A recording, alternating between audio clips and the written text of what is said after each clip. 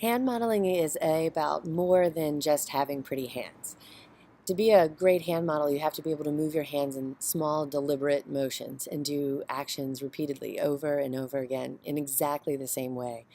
You have to have very steady hands. You know, your hand can't shake as you pick up the bottle or spoon up some soup. You know, you have to be able to keep it very, very steady and very level, or the shot just doesn't work because the cameras they're in so tight on just the product with your hand that if you have a slight shake when you're picking up the spoon, the camera's going to catch it and it's going to magnify it and it'll look terrible and they'll scream and you'll have to start all over.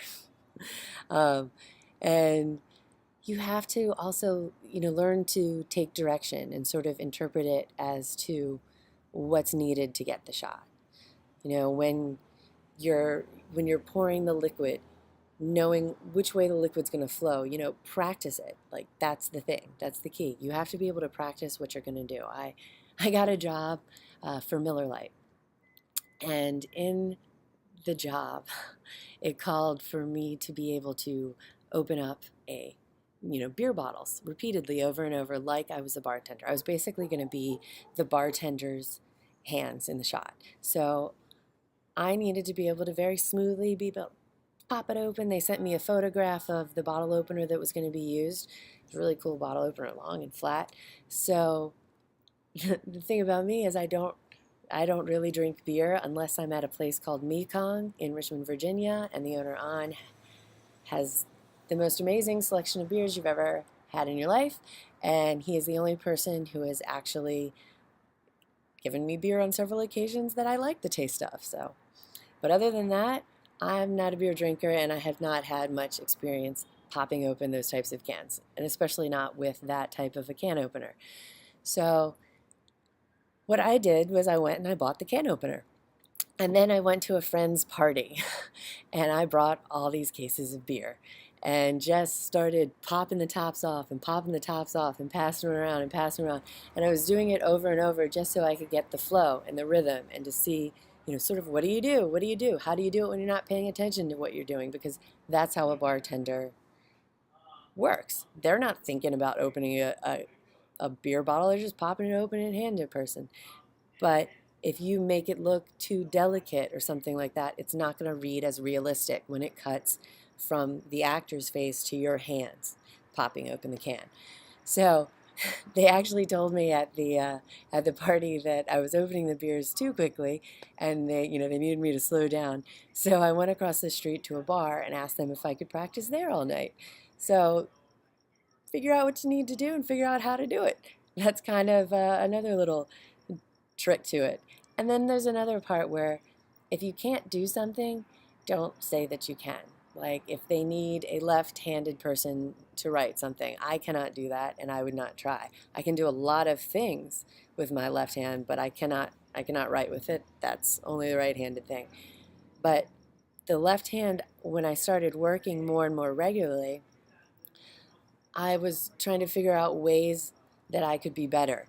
And so I started practicing in front of a mirror. I know it sounds kind of crazy, but as a hand model, you have to know kind of what your hands are doing when you can't see them.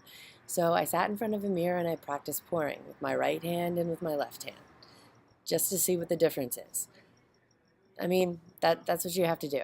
And you have to also know what your hands look like when you're holding them in a position where you can't see them.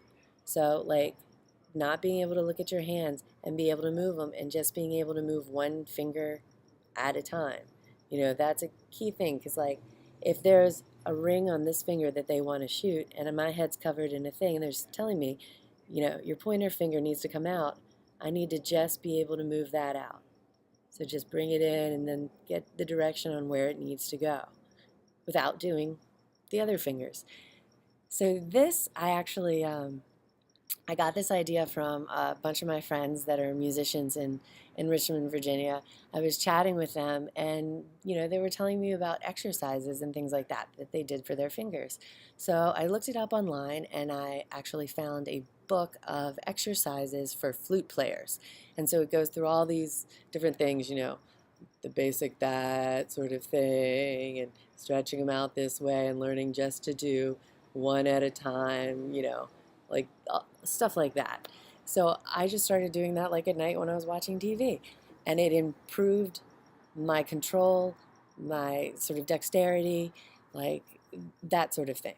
Um, and that's a key thing. If you seriously want to be a hand model, you need to practice and you need to know your hands, and that's you know, a big part of it. And I think it's fun. My favorite was I got a call. I didn't get the job, but I got a call for dancing fingers, and so I spent like about 2 weeks practicing dancing around with my fingers on a table. And my roommate Anastasia thought I was crazy. She also loved it, and I think she helped me dance around a few times. So you get to do fun stuff like that too.